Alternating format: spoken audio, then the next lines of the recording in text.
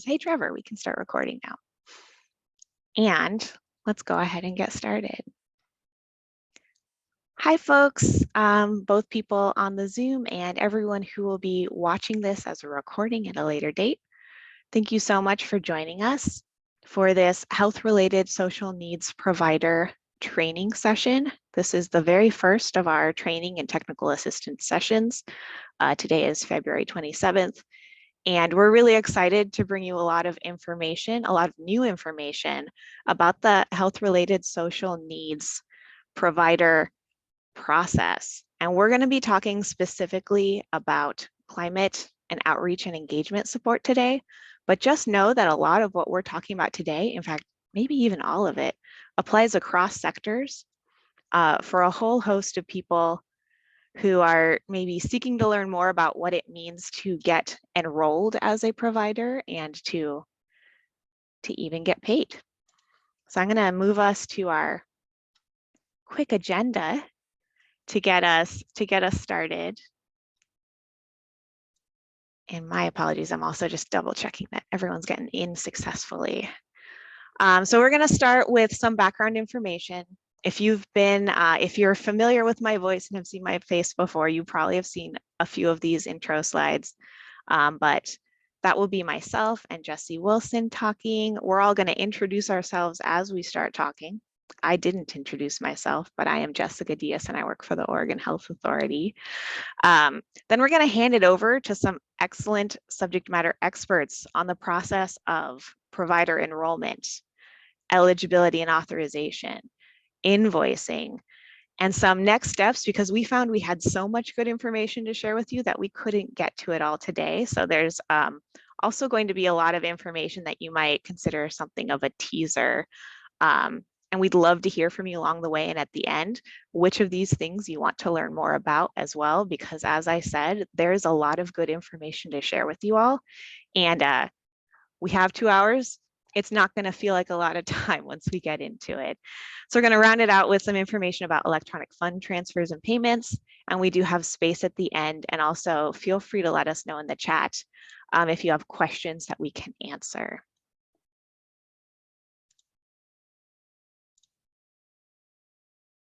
And so now we get to my official hello title slide. This is Jessica Diaz, she, her pronouns. I am in my late 30s. I'm a Latina woman with shoulder length dark hair. I have a blurry background behind me. That's my home office. And I'm wearing a purple sweater. And I'm here to talk about Medicaid and the Oregon Health Plan, just to make sure that we're on the same page as we get started.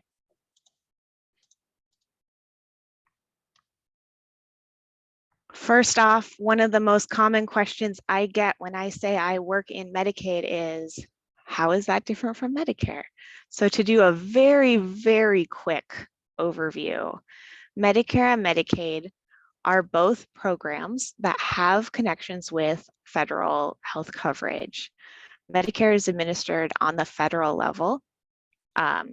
It is the same program nationwide. It really focuses on benefits for people over the age of 65 and a few other specific groups of folks. There are some times where people may pay deductibles or pay for parts of their coverage. And you'll hear people talk about Medicare Parts A, B, C, D, and Advantage plans. When we talk about Medicaid, that is a federal and state assistance joint program. And it is paid for at multiple levels, including federal, state, and local taxes. And it can differ pretty dramatically from state to state. And we have different plans that we use in our states. It focuses on providing health benefits for people with low income. And here in Oregon, I think there's maybe only one program where there's any part that is paid for by the participants. And it includes a certain amount of dental and vision exams. And there are different, in Oregon, there are different levels depending on if you are a child or an adult when it comes to that dental and vision. We also see there's a lot of things that these two programs have in common, including having benefits and specific programs for people with disabilities, covering prescription drugs, and that's in one part of Medicare. and also outpatient and inpatient hospital care. Now, this is not a complete list of everything that's included, but this is just one way to start to think about some of those similarities and differences. When we talk about Medicaid or the Oregon Health Plan, those are two terms you'll probably hear us use interchangeably. When we talk about Medicaid, that is the program name at a national level. So different states have different names for their Medicaid and allied programs. In Oregon, we call it the Oregon Health Plan. And Oregon Health Plan is free health coverage that is available to children, teens, adults. People have to live in Oregon. They have to meet income and other criteria, and you can apply any time of year. Here in Oregon, we have a model that we call the coordinated care organizations. And we also have direct with the state open card. So these are two different ways in which people experience their Oregon Health Plan. When we talk about CCOs or coordinated care organizations, those are local organizations and they help the OHP members in their regions with their Medicaid or OHP benefits. CCOs are made up of all types of healthcare providers, and they really are community-based, and they work together to make sure that the members, who are their members and OHP members, have the care they need in their specific area or region.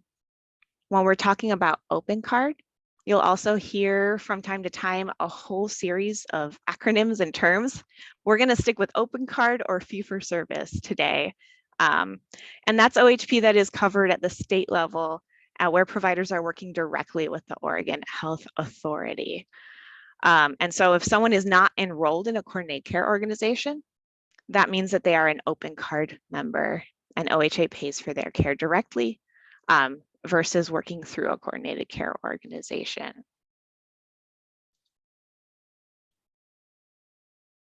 I'm not going to go exhaustively through this, but just to give you all a feel for this, and also so you have this as a reference later, we do have a different number of people who are on OHP in any given month. In January of 2024, you'll see that we had just under 1,500,000 folks who were enrolled on the Oregon Health Plan. And you'll see that just under 10% of those people were on open card benefits. And that means the other folks are on CCOs. It does vary a little bit. I've seen it go as low as 8, as high as 11%. So there's variation, but we are fairly steady with who's on CCOs and who is on open card. And you'll also see on this slide, I'm not going to go through the numbers, but a breakdown of what that looks like across the state and different counties. And there's a link here also. If you like me really enjoy playing with numbers, then we have a really cool report that you can click around that's very interactive. And I'm not going to go deeply into details here either, but just to give you a feel for what that breakdown looks like when we talk about the different CCOs and who is enrolled in each CCO.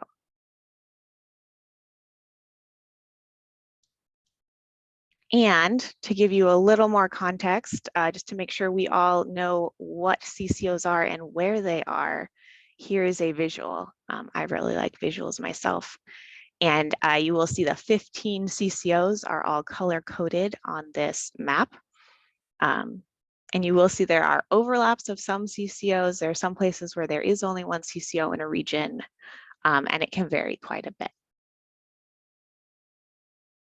But I also know I could talk about this all day, and I need to give room for all the other folks. So I'm going to round this out with just one quick slide to introduce what we mean when we're talking about Oregon's 1115 Medicaid waiver. And the waiver is one way in which we build those really specific ways in which states experience their Medicaid.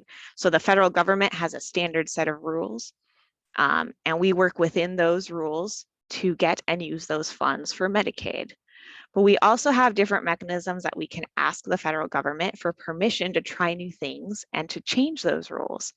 And when it comes to the 1115 Medicaid waiver, this is a place where every 5 years we get to demonstrate different ways in which we can administer Medicaid, different ways in which we can change exactly how we are doing this work, exactly who meets the different eligibility requirements, and what services we're able to offer. And so we're in a phase right now, 2022 to 2027, where we are working on a Medicaid waiver that includes health-related social needs services. And those are going to be available for the first time as an OHP official covered benefit. So that's not everything that we're doing in this waiver, but that's the big thing that we're here to talk about today, and why we're speaking with you all, and we're showing you how to become a provider so that you can help us with this benefit and you can get paid to do so. So with that said, I'm handing it over to my good friend Jessie Wilson for the next slides. Thanks so much, Jessica. Hi, everyone. Jessie Wilson, she, her pronouns. I'm the 1115 Waiver Strategic Operations Director. I'm a white woman with my hair up. My hair is brown and I'm wearing a green jacket. Thanks for joining us today. I'm going to be covering some slides that may be familiar with you, as we've presented this content in other settings. So it might be a review for you. It might be new information as well. So I'm going to talk about the health-related social needs services that have been authorized in our most recent waiver that Jessica just mentioned. Next slide, thank you. So what are health-related social needs? So HRS, or HRSNs as we've been calling them, are really the social and economic needs that impact an individual's ability to maintain their health and well-being. For example, we know that affordable housing, utilities, access to diverse, healthy foods are very crucial to an individual's ability to be healthy. We also know that currently in Medicaid, there are limited supports to address these social needs, and Medicaid typically, we know, covers health services. However, as evidence indicates, health-related social needs are a critical driver of an individual's access to health services and to help keep them well. So we're very excited that the federal government has recently authorized us to provide these social supports to eligible organ health plan members, not only members who are on open card, but also CCO members as well. And I will say this is groundbreaking authority and the first time that health-related social needs services has been approved as a covered Medicaid benefit. And so just to highlight what the new services include, climate-related supports, which will be launching this Friday, March 1st, as well as outreach and engagement services, which will also be launching this Friday. And then housing and nutrition supports are on a little bit of a different timeline. So we won't be focusing so much on those services today, but are happy to come back with more information. These benefits will be available to people experiencing critical life transitions. So I'll dive further into eligibility criteria and the specific services in upcoming slides. So to ensure that the HRSN services are available, there are two main different funding components that I want to talk about. First, there will be $119 million available as grant money to support the infrastructure development and the capacity building for providers who are delivering HRSN services. And this is to ensure that those providers have support in building the processes needed to provide these services, such as workflow development, operations, even staff capacity, staff training, and technology investments as well. And we have shared some information on the community capacity building in the past, so we can include specific information and links at the end, but we won't be discussing this in detail in today's training. I do want to remind folks or let you know that these funds, the community capacity building funds, will be distributed by Oregon's coordinated care organizations to the HRSN service providers, and that includes community-based organizations, social service organizations, and others. So happy to share some links on that process as well today. And also to note that tribal governments will be using a separate process outside of the CCO distribution model. There will also be $904 million available to be used for the HRSN services for eligible individuals. So again, that's housing, nutrition, climate, and outreach and engagement supports and services. Next slide, please. Okay, so talk about eligibility for the HRSN services that I just highlighted. Unfortunately, not everyone on the Oregon Health Plan will be eligible for the services.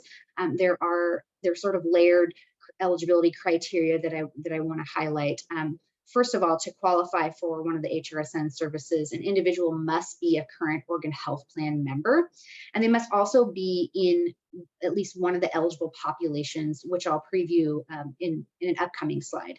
Additionally, there are also clinical and social risk criteria that the individuals must meet so that the climate device or the service they're receiving is considered to be clinically appropriate.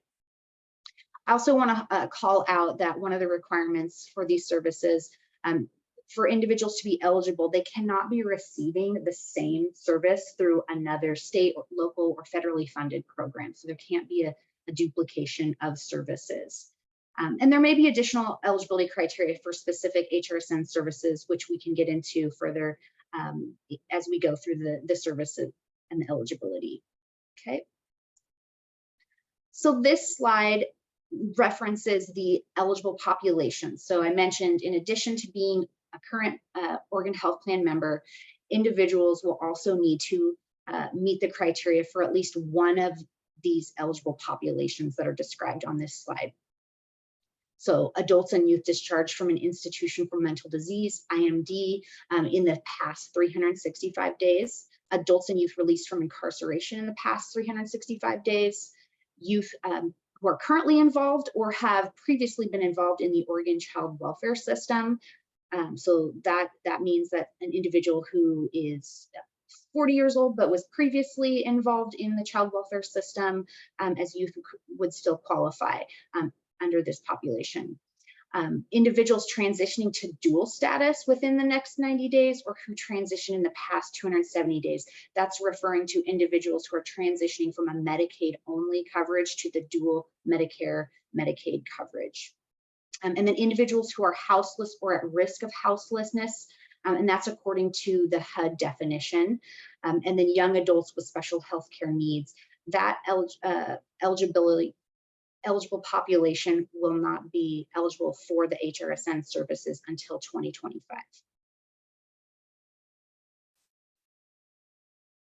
And in terms of the actual services, we're going to focus primarily on climate and outreach and engagement because those are the services being implemented this Friday. We'll touch briefly on housing and nutrition.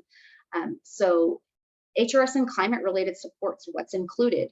That includes the 5 devices that you see on the screen. Eligible individuals could qualify for one or multiple devices depending on their needs.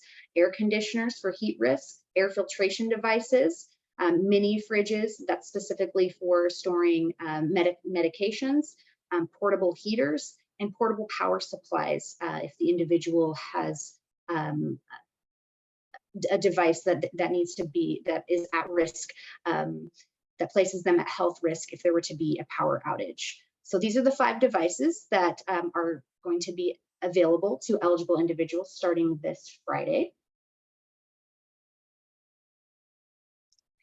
The other service that's going to be available starting this Friday, we're calling HRSN Outreach and Engagement Service.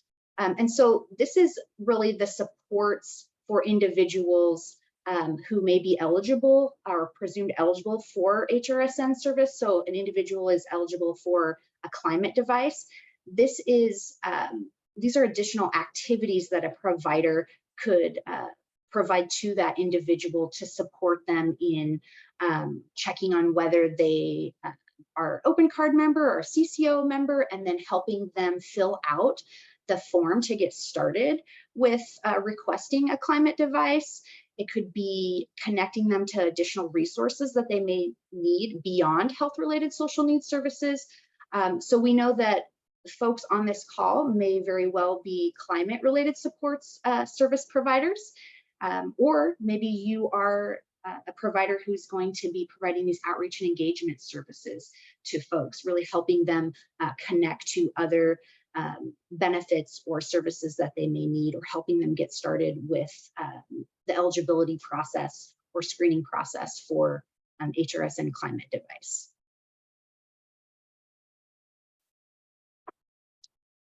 The other two HRSN services, just going to touch on these briefly since they're not launching until later. Our housing services will be launching in November of 2024, and this will be available. The services available will be utilities and rental assistance, tenancy support, one-time moving costs. For our November launch, these services will be available to individuals who are at risk of houselessness, and that's according to the HUD definition, or in other words, folks who need support staying in their current or already identified housing. So we'll come back with more information on that service as we get closer to that implementation. Additionally, nutrition services will be implemented in January of 2025, and those include various supports such as prescriptions for fruit and vegetables, pantry stocking, nutrition education, or helping folks pay for medically tailored meals.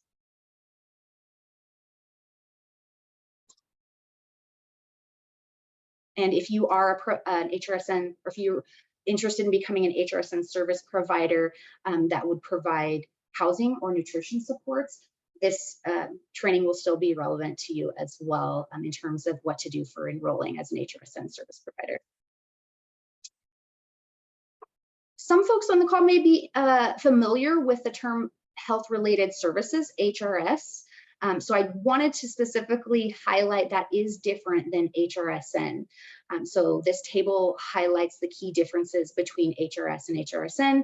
Starting off on the left, HRS, this is a service that's only available to CCO enrolled members, and members can request services from the CCO. And these are services that have been available since around 2012.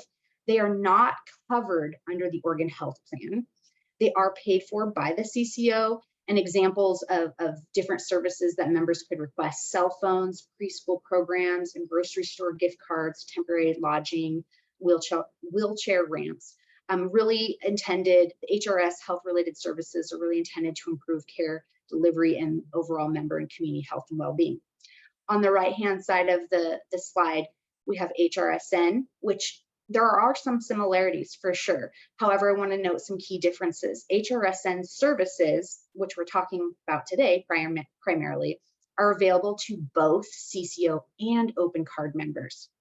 Remember, HRS is only available to CCO. HRSN available to both CCO and open card members, as long as they meet the HRSN eligibility criteria that I covered in previous slides.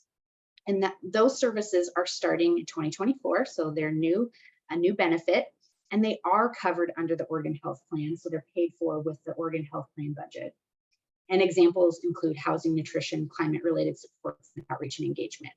So just wanted to highlight that for folks, that they are different programs.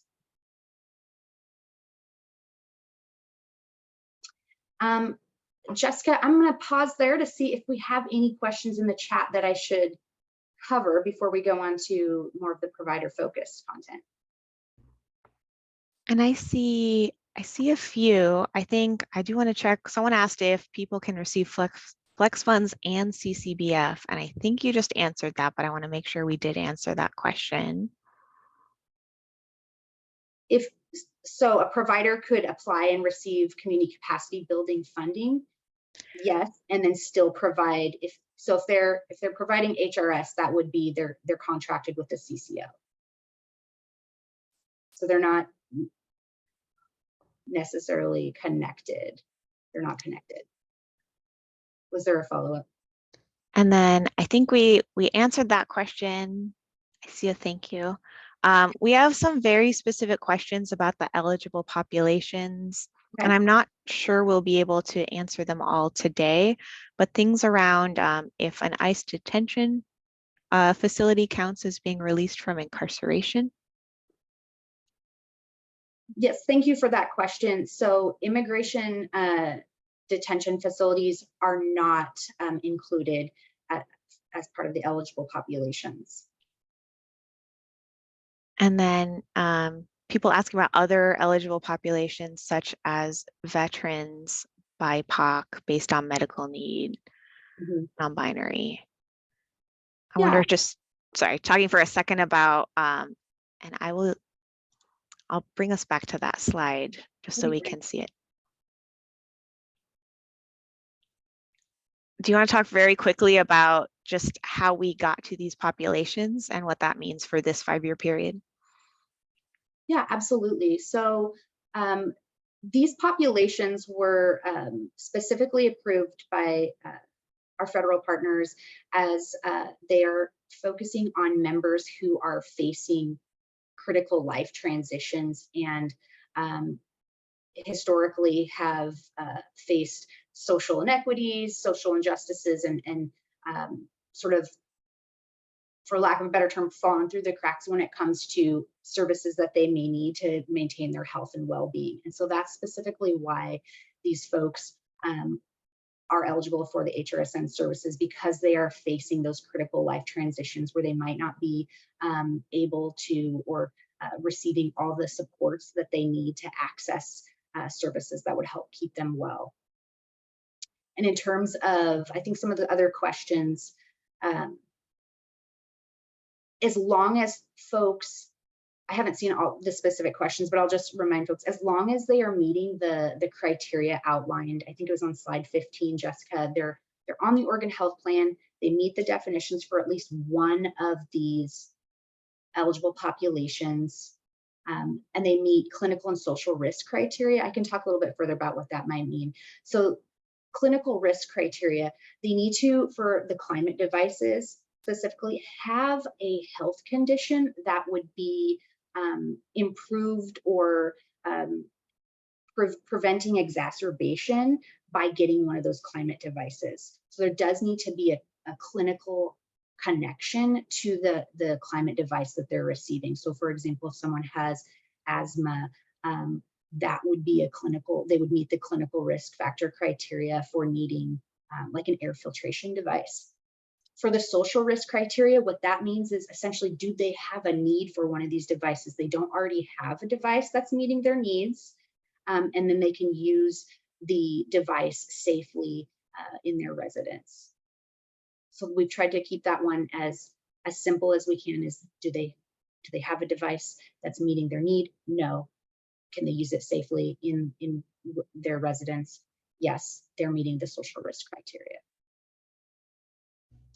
Thank you, Jessie. I do want to add, I think that we could talk through the details of eligibility for a very long time and exactly how some of these other pieces are going to work. And we want to come back and talk about those. So there will be other opportunities. So if we don't get to either a full answer or a very specific answer to a situation that you're bringing into the chat, please know that we are grabbing everything from the chat and we are very interested in continuing to get you more information.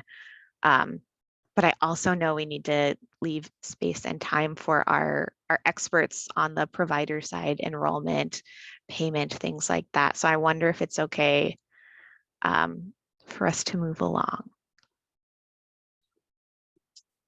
Thank you, Jess. Yeah, we have a lot of resources that we can share, and previous recordings for other sessions that have covered some of this material that folks will be able to access. So we're going to start talking about what it means to be an HRSN service provider. So this slide includes the definition for that. So HRSN service providers can be individuals or organizations that are providing the HRSN services that I've highlighted in the previous slides in a way that's culturally and linguistically appropriate, responsive, and trauma-informed. All folks who are interested in becoming an HRSN service provider do need to be contracted, and we'll talk more about what that means as well. And they must meet certain provider qualifications, which I will touch on in the next few slides. And then once an HRSN provider is enrolled, they can bill for services. So to be paid for the services, you do need to be enrolled as an HRSN service provider and meet the qualifications, which we're going to go into next. So these are the HRSN provider minimum qualifications. So these aren't specific to providers who are only going to provide outreach and engagement services. They're not specific to providers who would just provide housing. They're really the cross-cutting qualifications that would apply to any provider who is interested in becoming an HRSN service provider, whether it's climate, nutrition, housing, or outreach and engagement. And so the first one is that you need to be accessible to members. So having operating hours and staff necessary that can meet the members' needs. The second qualification is that the providers need to have the ability or experience to effectively serve eligible members, including at least one of OHA's priority populations. And I can put in the chat the definition of priority populations in a minute, as soon as I'm done walking through these slides. Additionally, HRSN providers must have the ability to provide culturally and linguistically responsive and trauma-informed service delivery, and be able to demonstrate a history of responsible financial practices. Next slide, please. HRSN service providers also need to be able to meet some readiness standards and comply with their requirements. We won't go into too much detail on this, but that includes requirements related to information privacy and security, having an appropriate business licensing or accreditation, if applicable, relevant, ability to receive referrals from like the coordinated care organization or open card, third-party contractor, and then be able to report back to those organizations, to those entities on the service delivery status once the service has been provided to the member. Also, the ability to invoice for services is a requirement.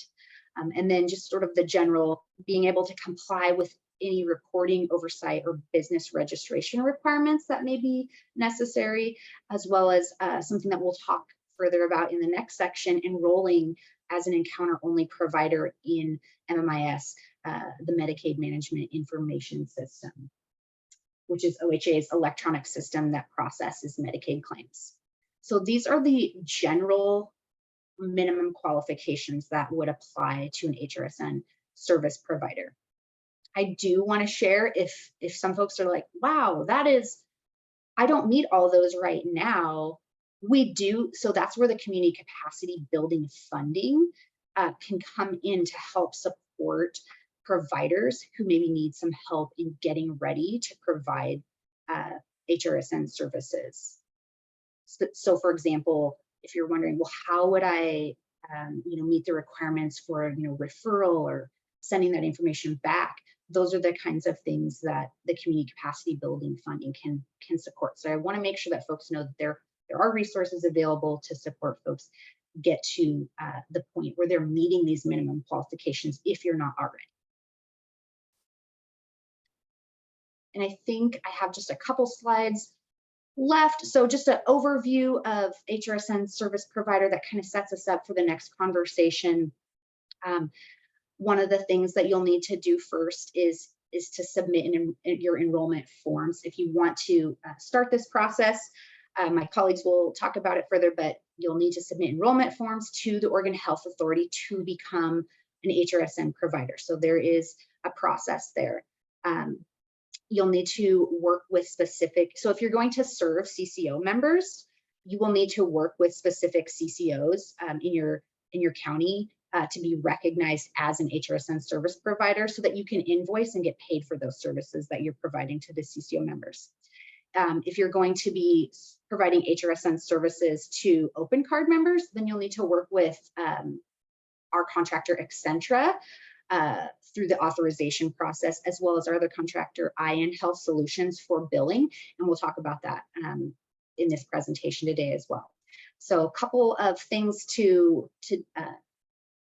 processes to complete here if you're going to be enrolling as an HRSN service provider, serving CCO members and open card members. We'll focus mostly on open card today just because CCOs do have their own process for enrolling providers. Last note, even if you're already enrolled as a Medicaid provider, so many of you may already be enrolled, there will still need to be a new enrollment application to add the health-related social needs service provider specialty so that you can bill under that provider specialty. Okay, and my last slide mentioned a lot of resources. Just want to share that we have several resources that folks can take a look at. We have a waiver web page with some materials. We do have a bi-weekly newsletter that folks can sign up for. There are some videos of our previous HRSN partner work sessions. If you've missed those, we've covered some of this material in the past, you can take a look at. We do have some upcoming resources as well. We are building a web page that's specific to the climate services, and that will include a climate related supports 2-pager. That's just the quick, what is the benefit, who's eligible, what are the services offered. There's also going to be an FAQ that we're working on finalizing that supports or addresses a lot of the questions that we've received, not only in these partner sessions, but also in discussions with members and others as well. HRSN service provider webpage that will include an outreach and engagement 2-pager. So if you're interested in providing those services and learning more about what that will include. Also, those provider qualifications that I just covered, we're going to have those captured in an HRSN service provider qualification 2-pager. And then we have member and provider journey documents detailing the steps within the HRSN service delivery process. So we'll have those materials to be shared very soon and translated into the expanded list of languages as well. Jessica, any last questions for me before I turn it over to our enrollment friends? I think we do have some questions on some specifics, but I do think there are specifics on those provider qualifications. I'm not sure how much we want to dive into things like the financial practices or trauma-informed trainings, or if we should circle back at another time. Yeah, I think given where we are in the time in the slides, I think we can absolutely circle back and share more information on this at another time. Oh yes, and people are pointing out that you mentioned the priority populations that you're going to drop them in. So yeah. Now that we reached the end of your slides. Wonderful. Thank you so much.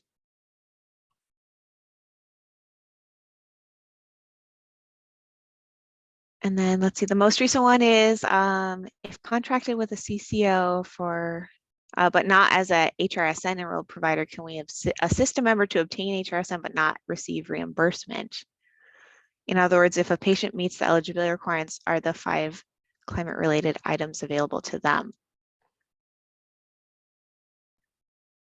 So if they meet the requirements, yes, they are eligible for the devices.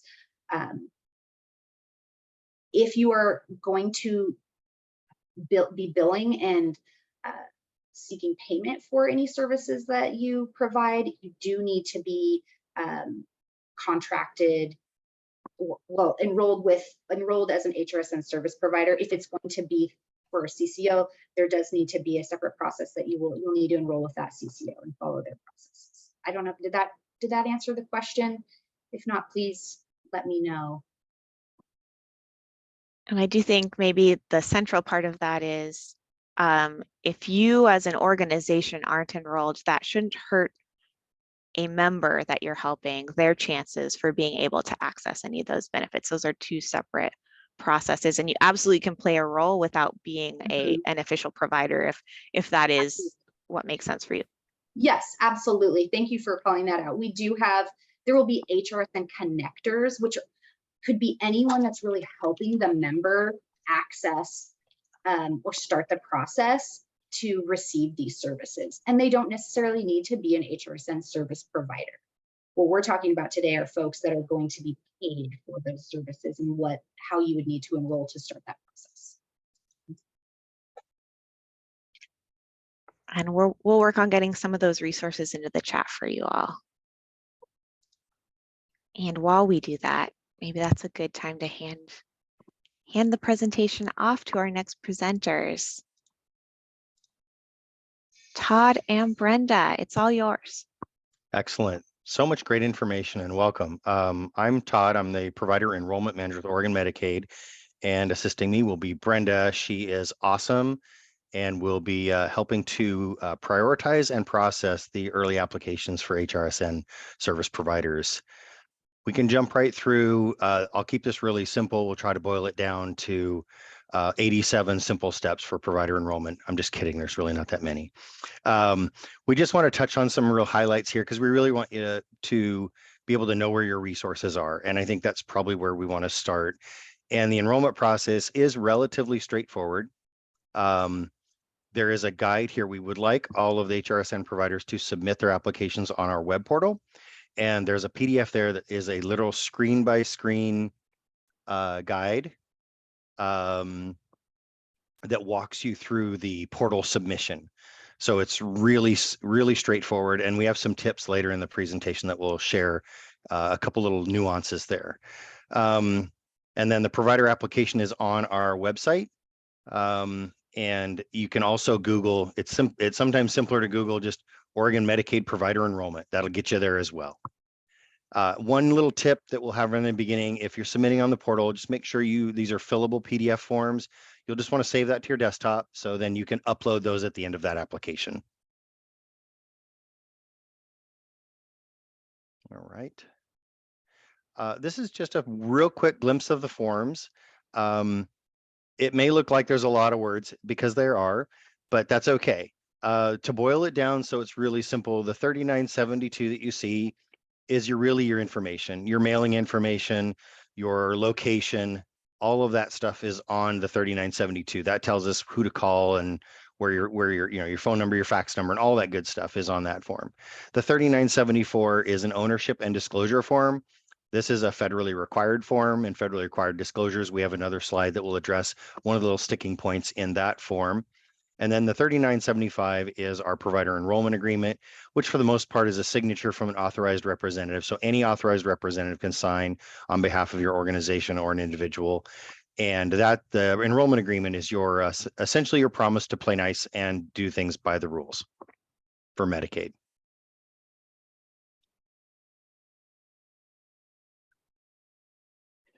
One little tip here is on the 3974, because it's a question that comes up fairly frequently, is your providers are required to disclose their owners. So anybody that owns 5% or more of your organization is required to be disclosed. And we do need their name, their date of birth, their social security number, and an address.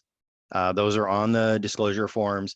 And the reason that is we screen providers and owners against any of the exclusion databases. And those are databases where people are excluded from participating in Medicaid or Medicare services. Okay. And then individuals have a shorter form because oftentimes the individuals are not going to be directly paid. They get paid by their organizations. So they might be what you might refer to as a rendering provider. If you go to your doctor's office, your doctor's a rendering provider among the team of doctors that works there. So they don't have the same enrollment, but we'll have an individual enrollment form, and then the enrollment agreement also goes with that as well.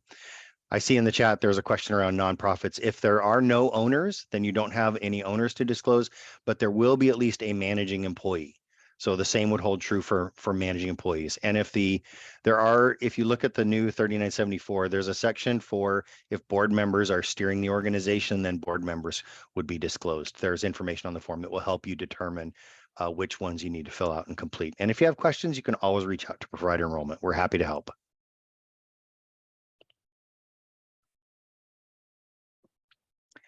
Okay, we are on slide, can't see the number.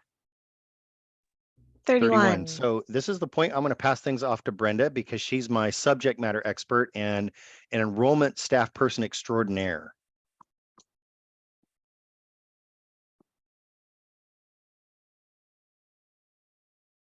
And she might be muted. Can you guys hear me? No? Yes. Yes, sorry. Okay. So my name is Brenda. I work for Provider Enrollment. I've been with the state for about 15 years. And for this particular project, I'll be taking care of the fee-for-service enrollment for our HRSN providers. And I'm really excited to tackle the first batch. So the slide that you're looking at provider types. It's basically your profession. For example, an MD, as an individual, could be an MD and RN. For organizations, it could be a hospital. Those are all provider types. Now, the provider specialty is more towards the expertise. For example, an MD's specialty could be cardiologist or family practitioner, and a hospital could be acute care or psychiatric. So those are examples of specialties. And then those two numbers put together in our system will generate the taxonomy. Next slide.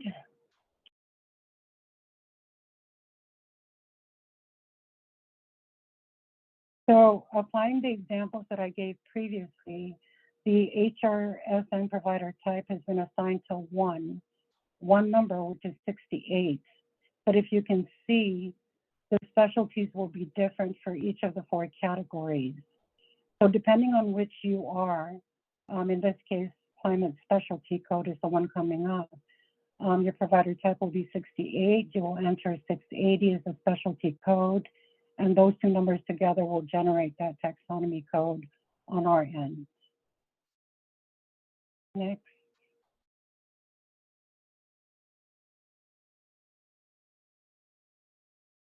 So the thing that I want to point out, this is the snippet of what we call the web portal or the web application platform. And in speaking to hundreds and hundreds of providers, they get so overwhelmed. And the thing that helps is when I tell them, if it doesn't have an asterisk, skip it. We don't need it. Even if you have the information, if there's no little star next to, let's say, application MPI, we don't need it. It's okay to skip it. And so that's the main tipping point that I want to give so that it doesn't overwhelm you. The web form just is an alternative to faxing, and it's much quicker. I can get the paperwork much quicker. So if you can just skip anything and everything that does not have an asterisk, you're good to go. And if you're not, we're here. Okay, next. Brenda, just one call out there. At the bottom of that slide was the way we want to help prioritize your enrollments, and because we're going to expedite all of these enrollments, so they'll be kind of moved to the express line at the store. Is if you send an email to provider enrollment and make sure you put HRSN in the subject line, then those will get routed to Brenda, and she'll know you've submitted an application, and then she can go pull that application. Otherwise, our system doesn't really have a great indicator on how we could see that application in the system. So if we know you've submitted it, and especially if you've done on the web, you'll have an application tracking number. If you put that in the body of your email, then Brenda will be able to quickly pull those over into her queue and work those fairly rapidly. Thanks, Todd. I missed that. Yes, please put HRSN on the subject line and give me a little bit of something to go on, like in your email. Either your organization name if you're from a group, or if you're an individual, your last name, first name, or like Todd says, a tracking number that the web automatically generates for you.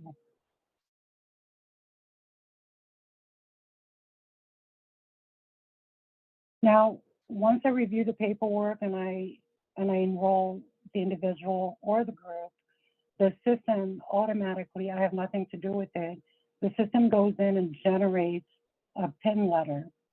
And the PIN letter will be sent to the mailing address that you would have written on the paperwork, not on the web form if it's different, because we go by the actual enrollment forms that you would fill out and upload.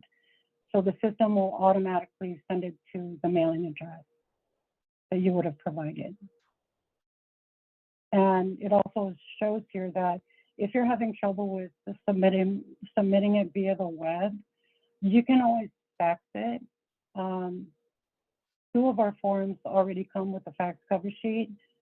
OHA form 3972, which is for organizations and payable individuals, And it's also attached to OHA 3113, which is for individuals. And I think that's pretty much it. I think we have one more slide, and it's just some resources for all the providers. And our applications, those basic forms are on our website. We'll be adding in tomorrow there's some resource tools on our website where we list all the provider types and specialties that can enroll. So if a person's not sure what to enter into the fields, they can look. There's a spreadsheet there that you can download that show all of the enrollable provider types and specialties that we do. We'll get that posted there as well. And yes, apply. The MMIS is live. There is one other thing to point out on the previous slide. The PIN letter you receive, which allows you to access the portal and set up a portal account to check individuals' eligibility.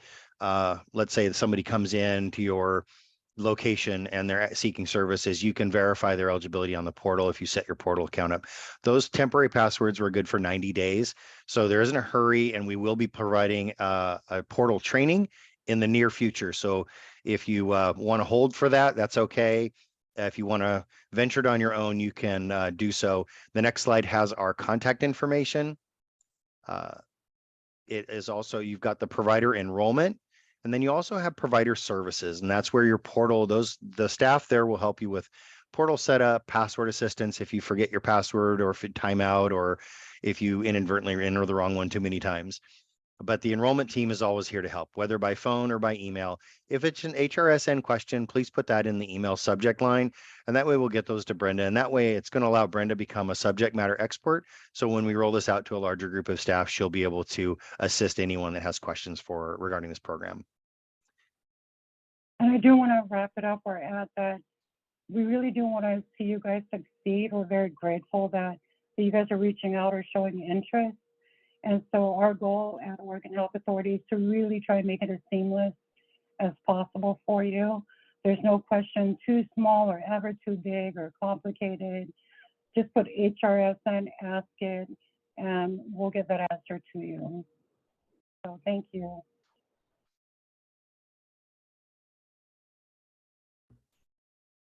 And I see a question, as a new provider, this organization expects to need the capacity building grant funds to begin offering services.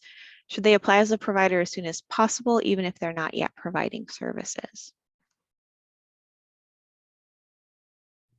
There is no harm in getting enrolled, as we're officially live on the 1st. So applications submitted on the 1st, we'll process them effective the 1st. So that way the enrollment piece is out of your way, and that allows you to see the fee for service or open card members. Their claims and invoicing and payment stuff presentations are yet to come, but yeah, there'd be no harm in enrolling now. Sorry about that blip just now. I was realizing I can add this information that Arwen put in the chat into our slide deck right away. And so I'm taking this moment to do that.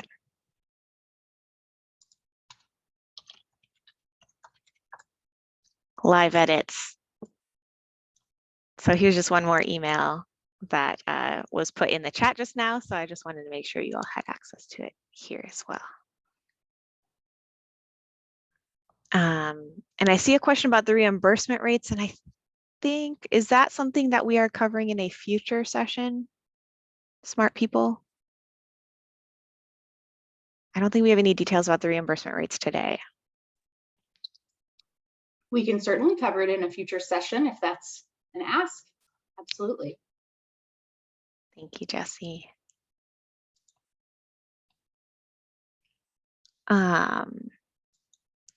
Show slide about MMIS. Ooh, which slide about MMIS? We had a few.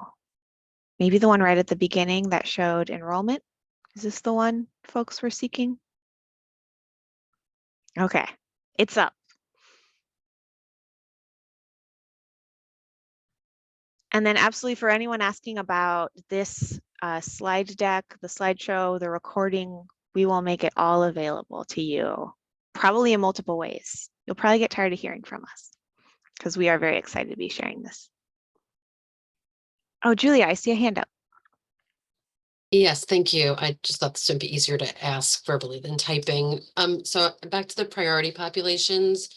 So Jesse Wilson put in the chat definition of priority population. So I just wanted to clarify, if someone represents one of those populations listed in the chat, they're eligible for the service, or is that just an addition? I just wanted clarity on what that meant. Does that make sense? It does make sense. And no, the priority populations do not guarantee eligibility for HRSN services. We are requiring that HRSN service providers be able to serve at least one of those priority populations, but we recognize that priority population by definition doesn't equal eligibility to HRSN services. They would still need to meet the criteria highlighted in the slides. Does that help, Julia? Does that answer? Yes, that does. Thank you. Appreciate it. Not the answer I wanted, but yes. I want to thank Todd and Brenda so much for this section, and I think we might be ready to move on to our next speaker. Double checking. All right, thank you. Next up, we have some folks from Accentra. If you can introduce yourself. Hi, good afternoon. My name is Jessica Pinkerton. I'm the Accentra HRSN Program Manager. I'll hand it to you. Can we go to the next slide, Jessica? Thank you. So Accentra Health is formerly Kipro. We have served the OHP Open Card members in Oregon for over 13 years in partnership with OHA. Our work centers around risk assessment and in providing equity-centered, culturally and linguistically appropriate care coordination services. So since 2011 till current, our care coordination services have been member outreach, provider referrals, service referrals, nurse advice line, language translation, form handoffs, SDOH assessments, and lead coordinating entity assessments. Also from 2011 to current, our case management services have been clinical care coordination, clinical management, intensive case management, individualized service plans, and coordination of benefits. Starting on 3/1, March 1st, we will be assisting in the health-related social needs program, which will include the climate device outreach, referral intake, and service coordination. Phasing in November 2024 will be housing support service coordination, and phasing in January 2025 will be nutrition support service coordination. Next slide.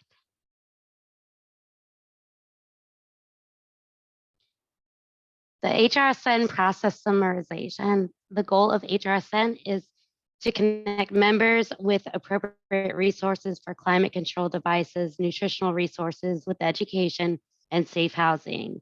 Our process will be Accentra will receive the referral from the providers or member, connector agent, family, or other.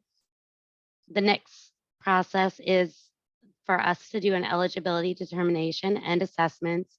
The eligibility is open card members, at-risk groups, and at-risk diagnoses. We'll then coordinate needed services. We'll find the appropriate resources for the climate-related devices, safe housing, nutritional resources. And then we submit the invoicing to IN for the payments of the services that we provide. I'm now going to turn it over to Judith, who is our Provider Network Development Associate. Judith, I'm hearing some loud clicking sounds.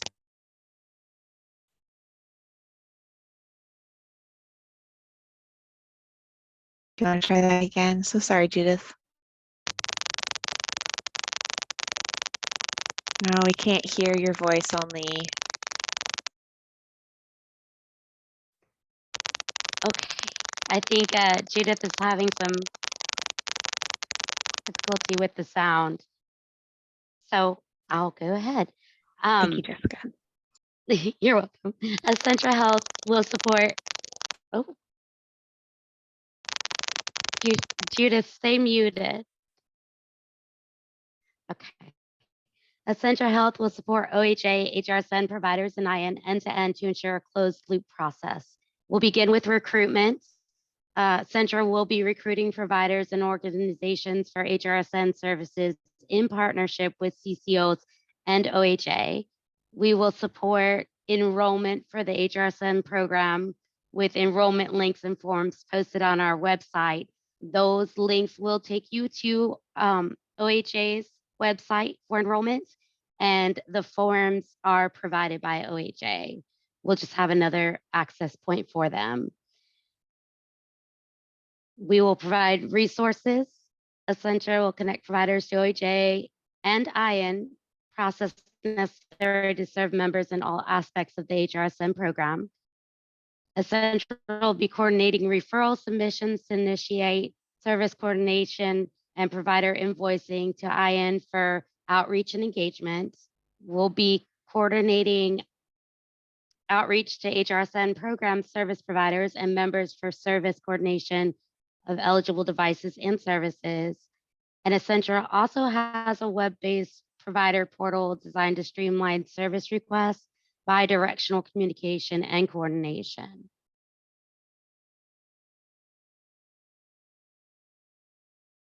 This slide is just a screenshot of the example of our eligibility form, which we will request that providers fill in when they're making a referral. The priority information that we need is the name, the date of birth, the member ID or Medicaid ID. The second part of this form is the self-attestation form. This will be what the member has to confirm,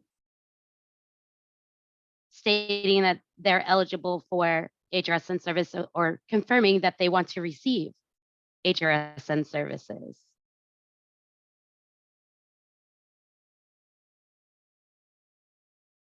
The next slide is just another example of the climate-related referral form. Can we go to the next? And then this is another partial example of the eligibility form. The eligibility population, that's where the provider will select how that member meets the eligibility for HRSN services. And then the bottom portion of this form is clinical indicators. Each climate device has qualifying clinical criteria, and the provider will select which criteria the member that they're referring meets for that device that's being requested.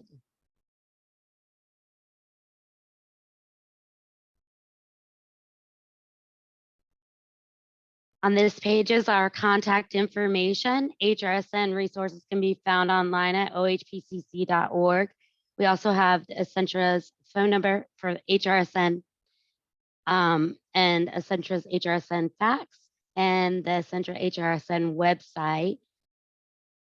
And this is a screenshot depicting our website for the HRSN program. And you can see that there is a card on there that providers will select to find the links to OHA and the forms needed for enrolling and the forms needed for referring members.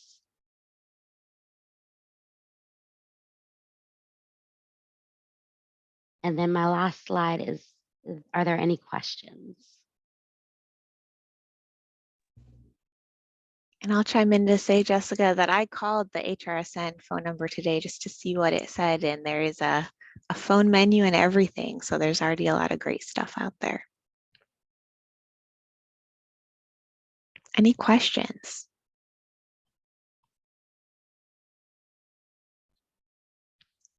Adrian, I see your hand.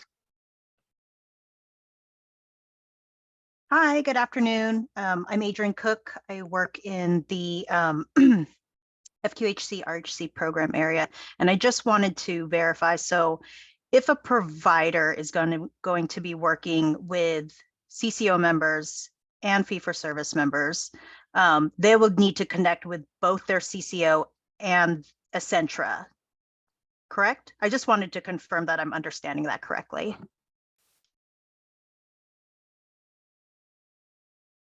Yes, that's correct.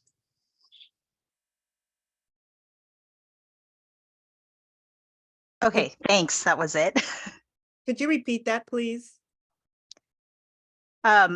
So my understanding from the presentation is that if a provider is going to providing HRSN services to both CCO members and fee-for-service members or open card members, they would need to have like set up accounts with both Essentra and their CCO to obtain reimbursement for these services.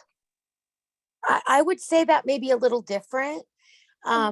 If a provider is going to serve fee-for-service and CCO, they need to enroll with Todd's team as a fee-for-service member or fee-for-service provider, and then they would need to contact their CCO or CCOs to get on their panel.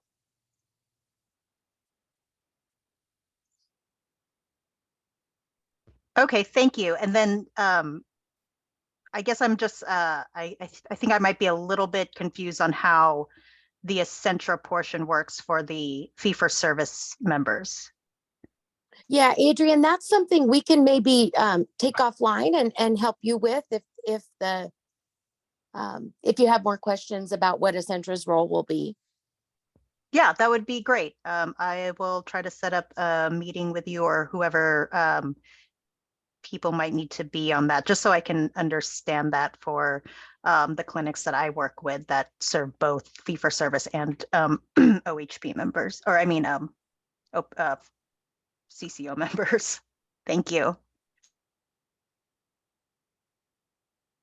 And I do see that there are other folks who are agreeing in the chat that they would like to have more clarity there.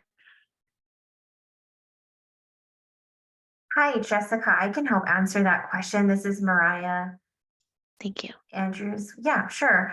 So to your question, Adrian, what is Essentra's role in this particular space? And I think Essentra covered it on this slide with there's like a snake. If you go back a couple of slides, I don't know, I think of it like a snake, but anyway, yeah, a couple more. This one. Yes, thank you so much.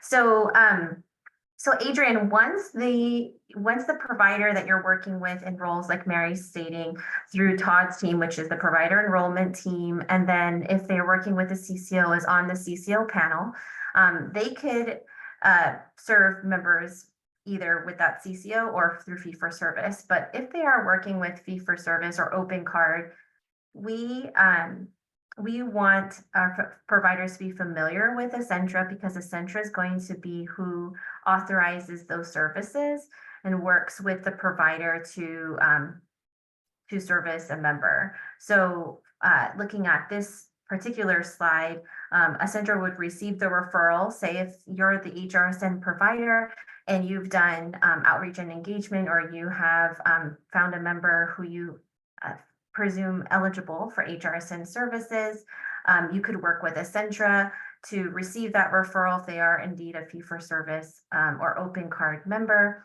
And then Essentra could work with the provider, if that's you, to ensure that they are eligible for these services and coordinate the needed services. So with the provider authorizing them to service the member. So if the provider is enrolled with open card or fee-for-service, they would need to work with Essentra at some point because they're our contractor who's going to be authorizing providers for a service. Does that answer your question, Adrian? I think so. I think Okay. Can I just clarify one thing? Sure. Sorry. Yeah. Authorizing members for a service, Mariah, I just wanted to clarify that. The CCOs will authorize CCO members for HRSN services. Essentra plays that role for open card members. Okay. Okay. I think that makes a lot more sense now. Thank you. Thank you all so much. And I think I just want to add in from my perspective also some value in having strong understanding and relationships with your local CCO or CCOs, as well as a understanding of the players in the process on this side also means that if someone is open card or CCO, or maybe they're on one and they switch to the other, you can still serve them. So there is some value there as well, because I am guessing that many of you are not hyper focused on specific members of a specific CCO. And so that's just another thing I wanted to add. And I wanted to turn it over to Howard next. Thank you for patiently waiting.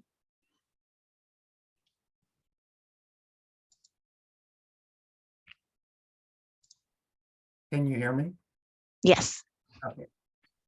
Yeah, the question that I've got is, so we envision that we're going to be providing services that may cover all of the different new waiver benefits that you're indicating, that climate ones, housing ones, nutrition related ones. What we would not be, we're a very large social service agency. What we don't have any expertise in is making any kind of determination about whether or not somebody has a medical need for, a device, for instance, if that's a requirement. So I'm just wondering how the process would be taking place in terms of, like, if we have somebody who comes to us and says that they need a device, would we then be referring them out to the CCO and or to I'm sorry, but this terminology is new for me, the fee-for-service folks.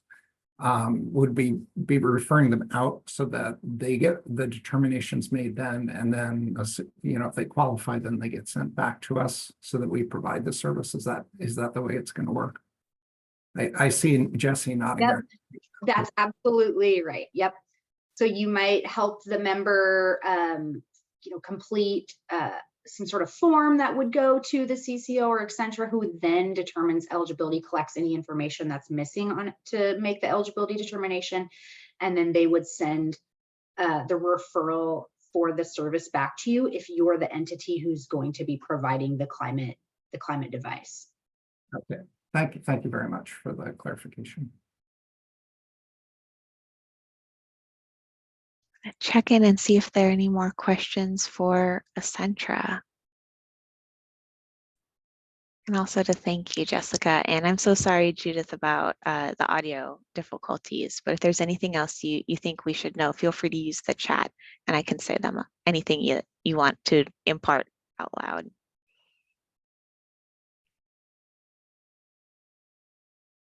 We do have a question about the expected timeline for this process. I don't know if anyone can speak to that.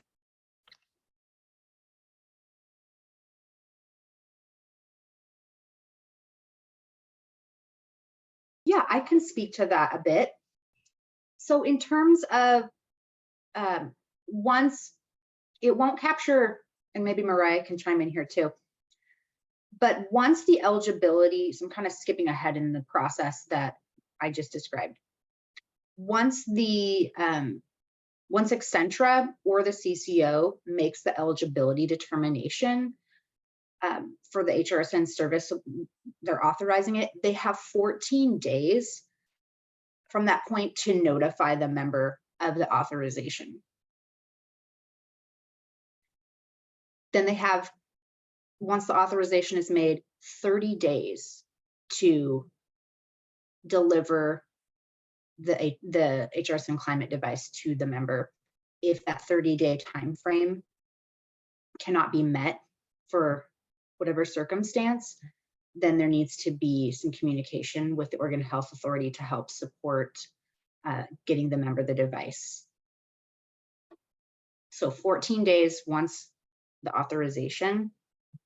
member's authorized, to inform the member of that. And Mariah, I don't know if you want to add anything to that. I have nothing to add to that. Thanks, Jesse. That sounds right to me. And I see, Abby, your question in the chat, which is something that we've been thinking a lot about in terms of the 14 days if someone's at imminent risk of becoming homeless. So we are still considering that in our implementation design, and so we can definitely come back with some thoughts on that. For this, we're just focusing on outreach and engagement and climate, but definitely great question that is on our mind.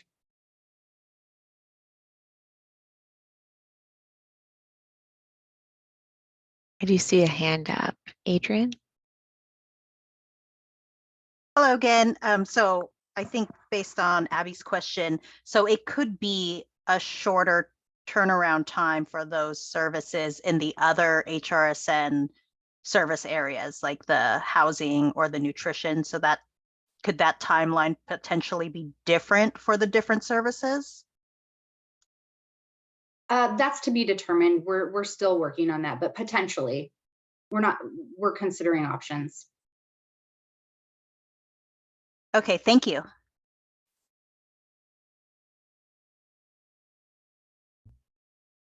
I think I'm going to hand it to our next presenters now. I know there's a lot of good stuff in the chat, and please keep putting things into the chat, but I also want to make sure we get through our content.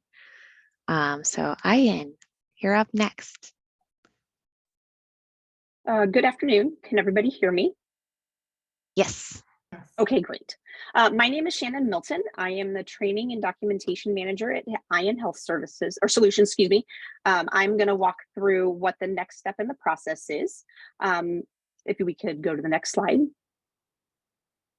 This is the reimbursement request process. So after the authorization has been sent over to Essentra and approved and ready to move through the next process and the services have been delivered, then you want to go ahead and submit your request for reimbursement. And these are going to be the steps that you're going to follow for that. Next slide, please. So beginning on March 1st, as we've been talking, HRSN providers delivering services to open card members can visit our website, ion.com/HRSN, and begin the reimbursement request process.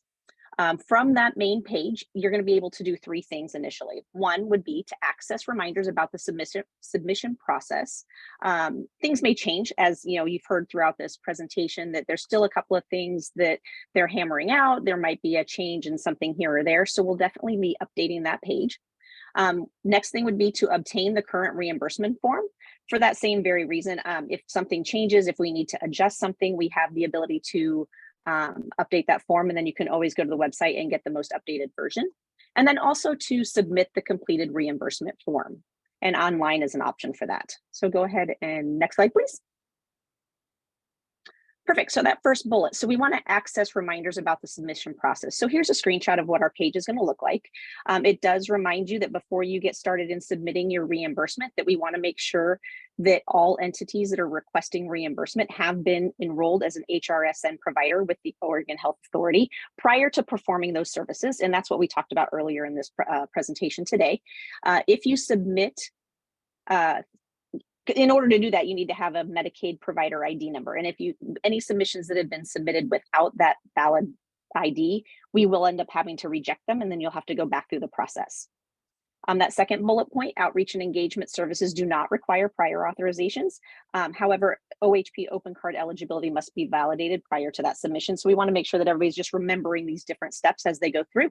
And then all other services must be authorized in advance. Submissions without a valid authorization number will also be rejected. So that's going through that Essentra process. And then if you have any questions around how to enroll and become an HRSN provider, verifying any open card eligibility, we have a phone number there for you to contact. Next slide, please. And we said we could obtain the most current reimbursement form. So as we go through and we're working on submitting that reimbursement request, you'll have a button there to be able to download that reimbursement form. Next slide. And here's an example of what that form looks like. It's going to collect 3 major areas of information. It is going to be a fillable PDF. We request, ideally, if you could just fill it out online and then submit it, that's going to be great. The 3 areas of information that we're asking to be submitted are member information, provider information, and service information. Next slide. The member information is pretty basic. It's just going to ask the first and last name of the member, their Medicaid ID number, date of birth, and then wherever the service or delivery address is for that particular member. Next slide. Sorry, I'm not used to the next slide things. The provider information that we're requesting is obviously the provider name. They're going to need their provider Medicaid ID number as well, phone and email so we can contact people if need be. And then where do we need to send payment? What address, city, state, and zip is needed? Next slide. And then we'll also want to make sure that we collect the service information. So this is everything that we've been talking about. What are those climate service devices that we're trying to get delivered to members? So they're all listed there on the left-hand side. You put in the quantity that you submitted or that you provided for them, the authorization number, like we mentioned, if it's not on the form, we cannot provide payment for that. Delivery date, charges, and then the model number of whatever it is that you've been delivering. The very last box at the bottom there talks about outreach and engagement. Notice that, again, there is no service or authorization number required for that particular piece. So it does have that grayed out there. It does require the quantity in minutes. And remember that I think earlier in the presentation, we talked about what those limits are. And then that is the end of that particular form that we would need filled out at that point in time. Next slide.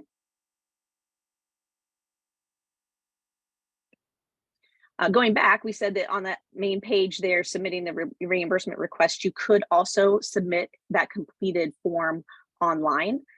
So electronically submit that form, or as you can see there at the bottom, we can submit via the mail. And that's a new thing for us here. We just got the PO box added in here today. Submitting electronically will be great. It'll usually be faster easier in some way, shape, or form because we're not going back and forth with snail mail. So you can do either or. Go ahead and next slide, please. If you're going to do it online, it is available through the PH Tech Help Center. PH Tech is now called Ion Health Solutions, and we're in the process of transitioning the Help Center to the new name.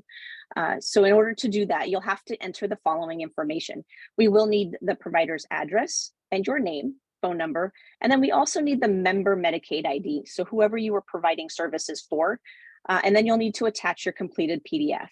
The reason for the member Medicaid ID number is so that way we have a reference point to be able to go through and find that particular ticket and information and be able to reference what's going on there as opposed to trying to open each one individually, which is great.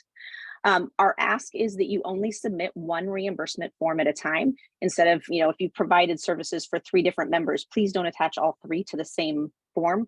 They'll get lost in the mix and we won't be able to handle that. So we are asking that you submit 1 per ticket that you submit. Next slide. Here's something important to note. As you're going through and submitting your reimbursement requests via the web, the first time that you do submit a request, you're going to get an email asking you to verify your email address. We do want you to go through those steps and say yes and verify that. It's important because if we have questions or if we need to talk with you, we're going to send a message back, especially if you submitted it online. So that way we want to make sure that we have the ability to get the information to you. Sometimes if people don't verify their email addresses, the communication gets lost. And then people don't have any idea of what's going on, where they are in the process or anything along those lines. So definitely make sure that you verify that email address. Next slide. If you do submit your reimbursement request via the mail, the PDF can be printed off and mailed to the PO box listed on the screen there, PO Box 12809 in Salem. If you do submit it via paper, we will notify you via mail back of any questions or issues that are going on with the processing of your request. Next slide. And here are some additional notes and whatnot about the process and also about reimbursement and payment. So in the general, whoop. Can we go back a couple of slides? Perfect, right there. Thank you. For the general process, before requesting the reimbursements, all providers must be enrolled with the Oregon Health Authority as an HRSN provider. Outreach and engagement services must verify that the member's open card eligibility with Essentra prior to submission. And then all other climate services require those prior authorizations like has been discussed so far. For reimbursement and payment, one, we would like you to always visit the IN website to download the most recent version of the form. As we are going through this process, we may make a change to the form, and that way you have the most updated form every single time. Incomplete forms and requests without confirmed eligibility or authorization will be returned for correction and resubmission. Payments will be made directly from OHA. I think I saw that question come up in the chat. Our ask is that you please allow 2 to 4 weeks after a complete and accurate submission in order to receive payment. And then IN and Accentra's phone numbers will be posted on our website, and we are here to help and answer any questions that we can do. And like we said, we have a PDF form there for easy access. Next slide. Any questions? We got a very busy chat while you were speaking, but I think a lot of the questions are for OHA. Okay. Jesse, you're here. Where do we want to start? Jessica, you let me know the question and I'll see if I can answer if that's fair. Okay, I think I did want to, maybe I want to start by just affirming to the folks who were like, uh-oh, what about these limits and the details of the outreach and engagement? And I don't think we spent much time talking about that today. So I do want to affirm that we have more information to share with you, and we absolutely will be. And so if that sounded sudden or scary, no worries there. We absolutely have more resources that will go into more of those details around things like services and rates, and that side of the reimbursement, payment, and invoicing process. And then I think I might attempt to summarize a few similar questions, which is, I think one is, I saw a few different questions around, and maybe this is a continuation of the conversation we were just having when Essentra was speaking around, if someone is working with a specific CCO and also is enrolling as a provider with us, is there an order in which it's best to complete those applications or those processes? So there's one. I would definitely say that there is a preference, but not a requirement. I think it's always better if you start with the state process and do your fee-for-service enrollment first. Often CCOs love for you to share your fee-for-service or open card provider ID number with them, so they know that there are some steps on their side they won't have to require. Wherever you start is going to require certain paperwork. And if you start with the CCO, they're going to require that paperwork, but it's not transferable to the state. It only transfers one way. So if you start with the CCO, you might likely have to fill something out twice, where if you start with the state, it will get handled by the state, and we then share that information with the CCOs weekly. So they will then know that you have been enrolled as an open card HRSN provider, and they won't require you to complete that provider enrollment agreement a second time. So you can start with the CCO. There's no requirement that you not, but it is, I would say, and Todd might jump in and have thoughts, but I would say it is a bit simpler if you start with the state.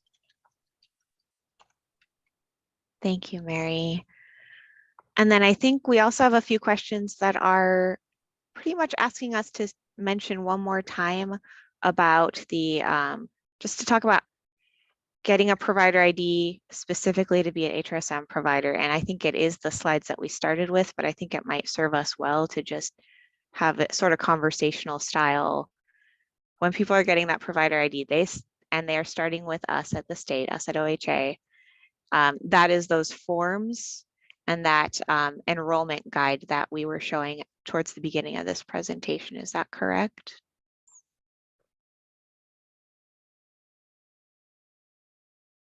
And that will get people their provider ID. Yes. Okay, thank you.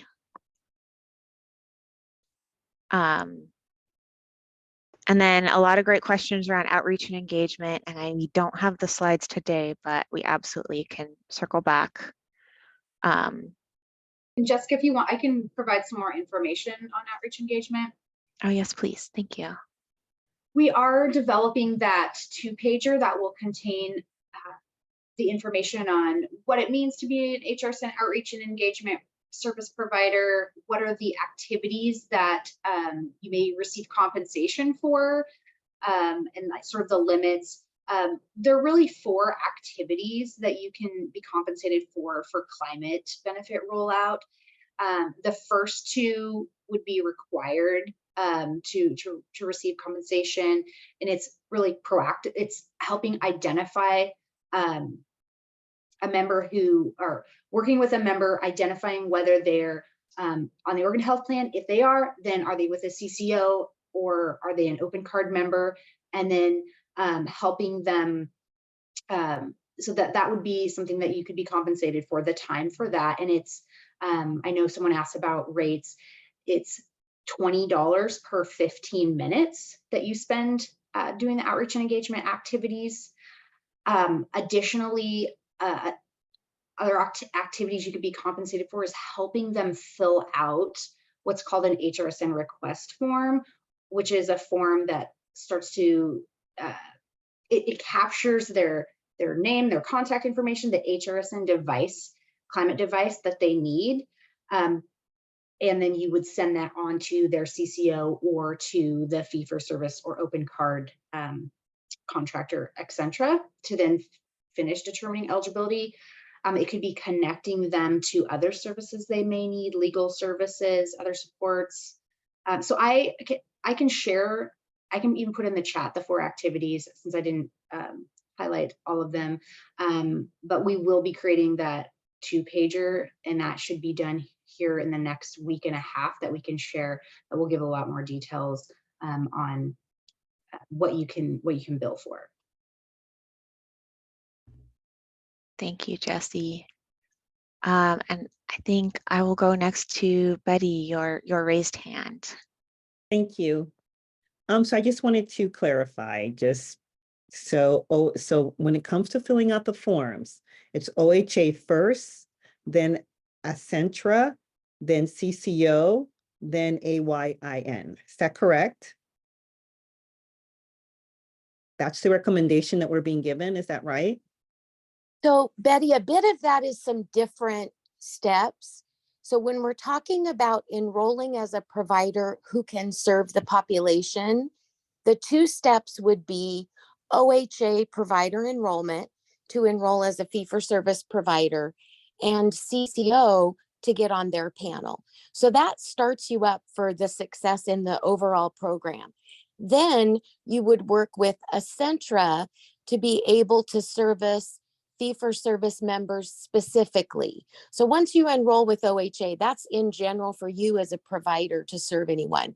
You're going to be working with Accentra on specific members and specific services that they're going to give you authorization for.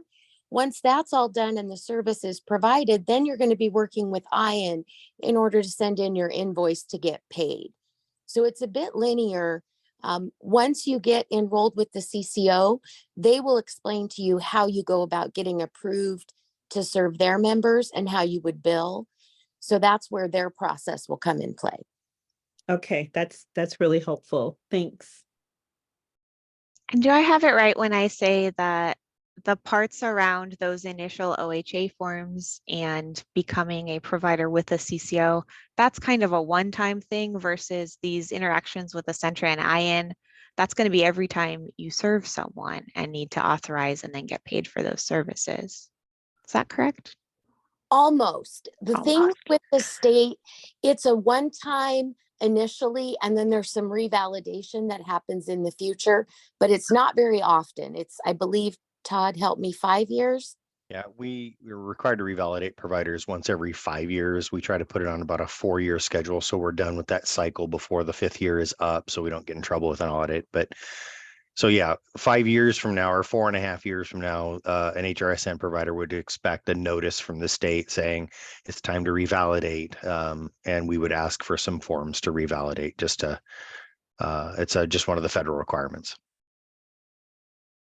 Okay, so I'm not, Sorry. I don't have my hand raised because what Todd just said is the question my follow-up question. So the Medicaid number comes from the state. Is that right? The Medicaid number to be a provider comes from the state. Is that right, Todd? Yes, when you enroll at the completion of the enrollment process, Brenda will generate a letter. And we didn't go into a lot of detail, but a letter will get generated to you. It's a welcome letter and it will have your Medicaid ID on there. And then a PIN letter is mailed from the system. We don't actually send those out. The system sends those out. And about 7 days later, you'll get the PIN letter that will allow you to access the provider portal to check eligibility. But your Medicaid ID number will come with the welcome letter at the moment. MMIS is a live system. So as soon as she keys that in and it says enrolled, that's when she'll generate the welcome letter and that'll have your Medicaid ID number on it. Thank you. And the only other time you would definitely want to reach out to Todd's team is if your address ever changes or if any of your other demographic information changes. We're going to talk about electronic fund transfer for payments here in a second. But if you don't sign up for that and you are getting paper checks and your address changes, we can no longer get you your checks. So if you have any changes to your address, you definitely want to make sure you get those updates to Todd's team and provider enrollment as well.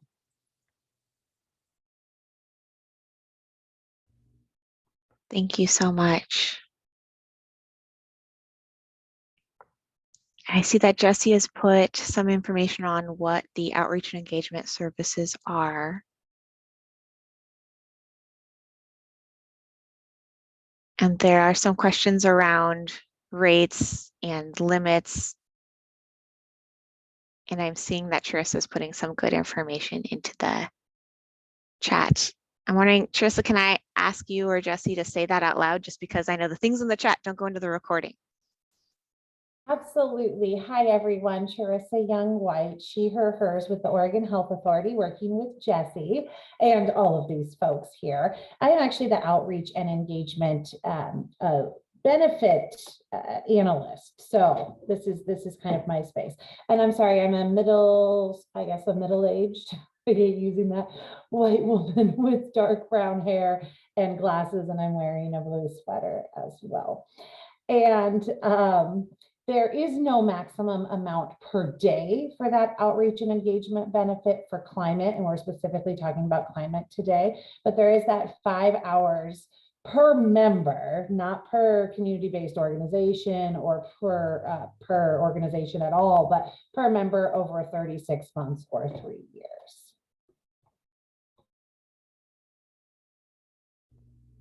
Thank you so much.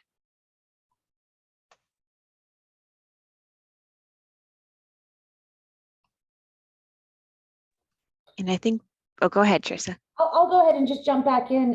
Sarah asked if we anticipated that the 5 hour limit over 3 years per member will be similar for the housing and nutrition benefits.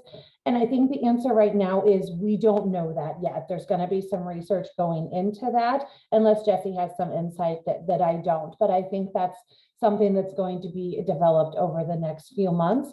And I think that the needs of each of these for different folks could be different. So it might not be that exact same amount.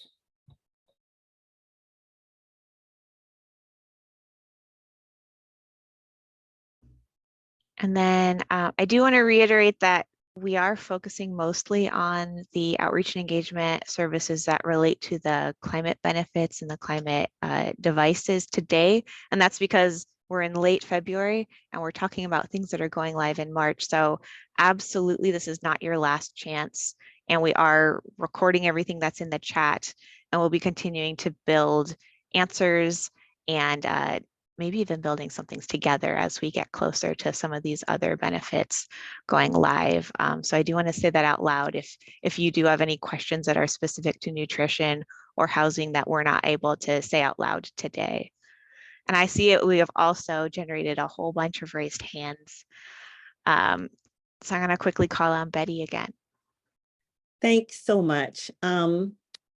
Back to outreach and engagement when it comes to climate. So we did this for the last couple of years, and what happens is that a large number of people will call us for, let's say, an air conditioner. So when it comes to outreach and engagement, so what we've been doing is just we call the people back and we're talking to them. But at this point, with the new process, they have to hit some health measures. A lot of them I know will not. So do we still get paid for that or not? For HRSN outreach and engagement compensation, and Charissa, you can jump in here too. The member needs to be confirmed on the Oregon Health Plan and presumed HRSN eligible. So presumed HRSN eligible, when you're having that communication with them and you're talking to them about eligibility, do they think that they meet the eligibility criteria for the populations and the clinical risk factor criteria? And then do they have, like, you don't need to ask them about specific conditions, but you can say, do you think that you meet this criteria? And they're basically giving you their attestation. You're presuming they're eligible. Charissa, do you have anything that you want to add to that? Nope, that was great. Thank you. Thank you. Thank you all. And then I'm going to go to Julia with the raised hand, and then we have a few more slides, and then we can fully devote ourselves to Q&A. So Julia. Thank you. So I just want to get clarity on the 5-hour maximum per member for 36 months. Is that specific to outreach and engagement just for climate, or is that outreach and engagement completely? Just for climate right now. So more information to come, probably hopefully October and the end of the year, for housing and nutrition, of whether there's a total max or it's still by each benefit. But right now the 5 hours is just for climate HRSN services. Thank you. Thank you all. Okay, I'm going to hand this to Mary, and then I can tell we have a lot of very engaged folks, so that we'll circle back to. Mary, you're up next. Thank you. Mary Durant. I manage the Claims and Encounter Data Services Unit at the Oregon Health Authority. And we'd like to talk a bit about how you can receive your payment. So you know now how you're going to enroll, how you're going to get authorized, and how you're going to bill. So end question is, how do you get paid? The payment does come from Oregon Health Authority for open card members. IAN is going to send over the invoice you send to them once they've approved it and said everything's great.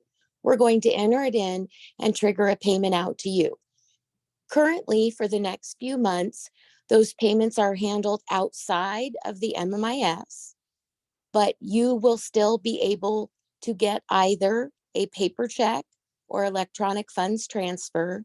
Electronic funds transfer is quicker and it's a bit more reliable because it goes straight into your bank account as opposed to having to reach you through the US Postal Service.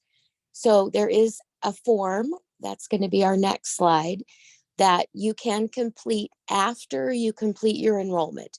You do have to be enrolled because you will include your Oregon Medicaid provider ID that's assigned when you enroll on the form. So this form gets completed. At the very bottom of the last page of the form, there's some contact information with our Office of Financial Systems, and that's who you would contact if you had any questions on this form. Also, the submission mechanism that you use to send it in once it is complete is on that last page as well. So while highly recommended that you do choose EFT, it is not a requirement. You can receive a paper check.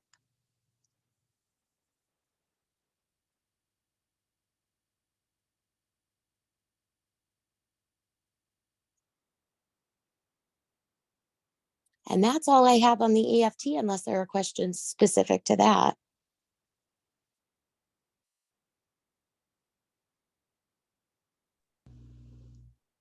Short and sweet. Thank you so much, Mary. And then we just have a few more slides. I'm realizing this slide slightly more fleshed out may be very useful based on some of the questions that we've been having. Is there anyone of our speakers who wanted to speak more to this slide before we get to resources?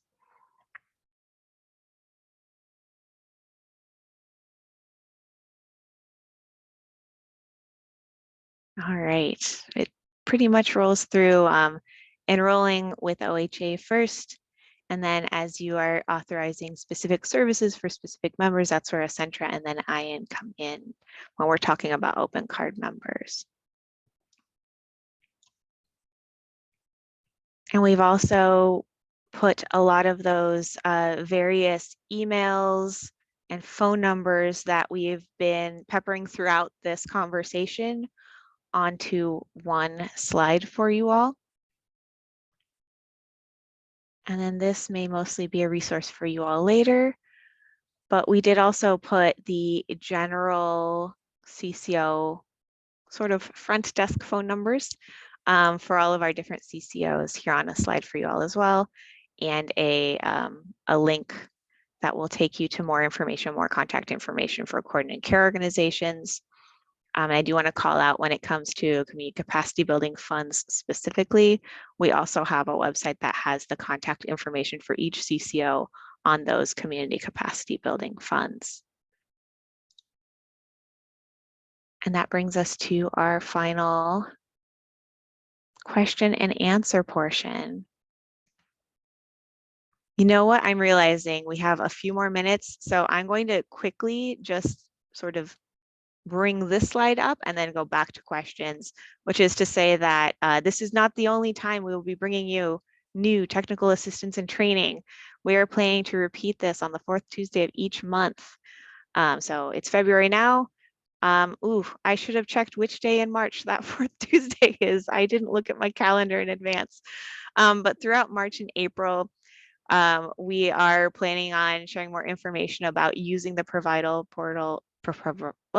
Can't talk. Goodness, the provider portal, the MMIS, to confirm things like member eligibility.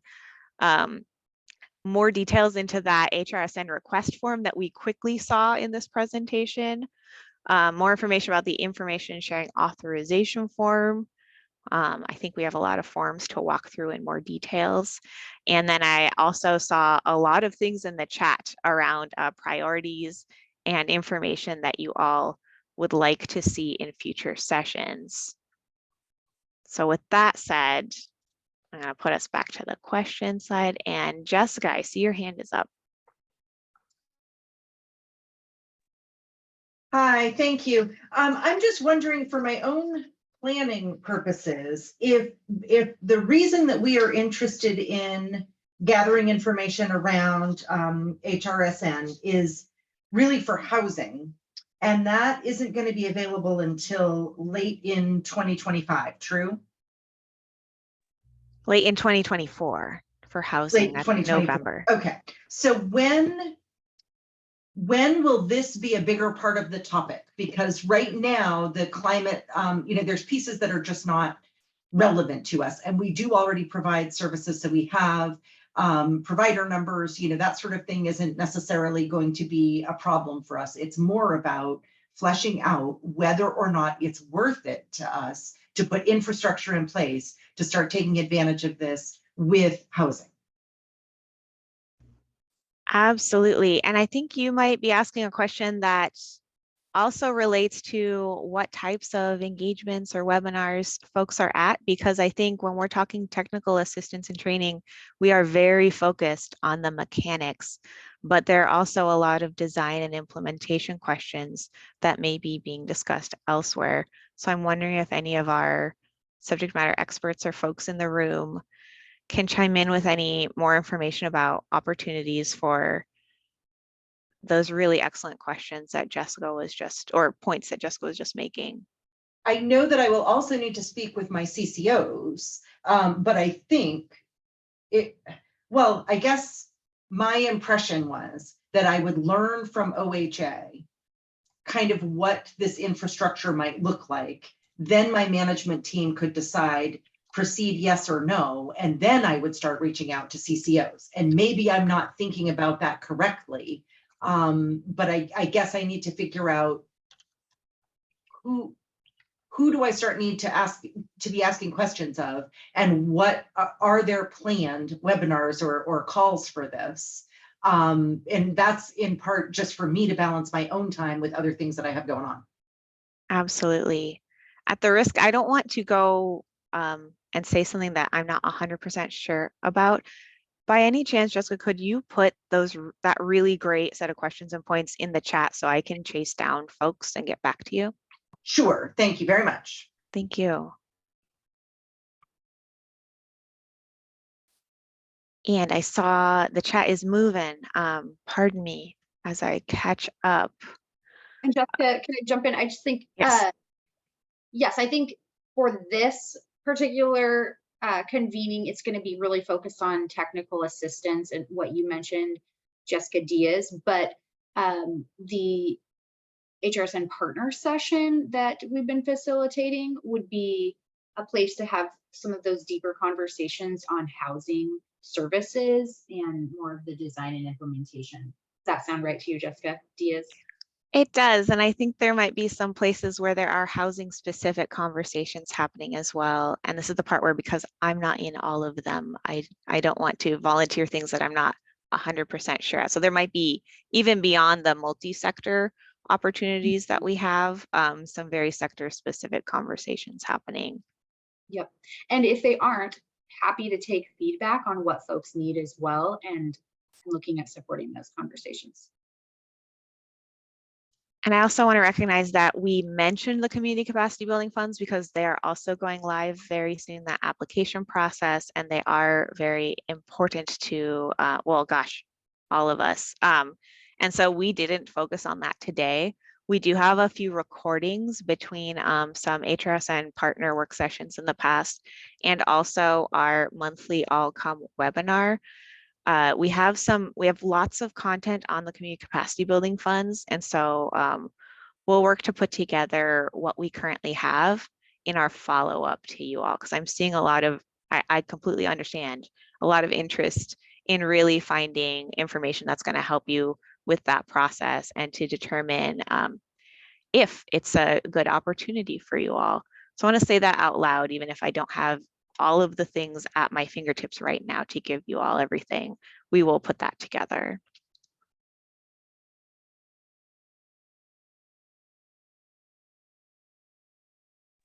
Hey, And Jessica, yes, is there a survey at the end of this call? there is a survey. Thanks for the reminder. We do also have a quick survey to give you all. We'll also send that. Speaking of things that will also go in a follow-up activity, this was our first technical assistance session. We want to learn about what worked for you, what didn't, what you liked, what you need moving forward. So I believe Trevor is going to drop that into the chat right now. And also we will send it in email format. So if you don't catch it right now, that's not your last chance. But if you want to give us immediate feedback, we would really appreciate it. And so that should be coming very soon. I know there isn't actually content on this slide, but I do find it important. I really like to take the moment to thank you for showing up today, for your ongoing partnership, for your engagement and interest. We absolutely can't do this alone. We need to do it together to make it successful. And we ultimately want to serve people in Oregon. And so thank you for giving me a little bit of space just to say that. And I always want to make sure I say that before we close these sessions. And the survey is live in the chat now. And while we are reaching the end of our time, I'm happy to hang out for a little bit longer if anyone is halfway through typing something into the chat. And I'm going to click that chat link and make sure it's working. And I'm going to show you all what it looks like too, because I'm a visual learner. Oh, something broke. We will get you a new one. Thanks for that. I'm here. It looks like there are some questions on the survey that broke or the formula isn't correct. So we'll send this survey in a follow-up email and you can respond. Yeah, you're all off the hook right now because our survey broke, but we will fix it and we will send it out to you right away. Thank you all so much. Thank you to all our presenters. I want to really thank the folks at the Oregon Health Authority, at Essentra, at IAN. I want to thank all of our partners who are attending and actively participating today. And there's a few different things we have to put together into the follow-up email, so it may take a couple days, but we will get this to you. We'll get you this information very soon. And I think we can go ahead and stop recording and close out our session. Thank you.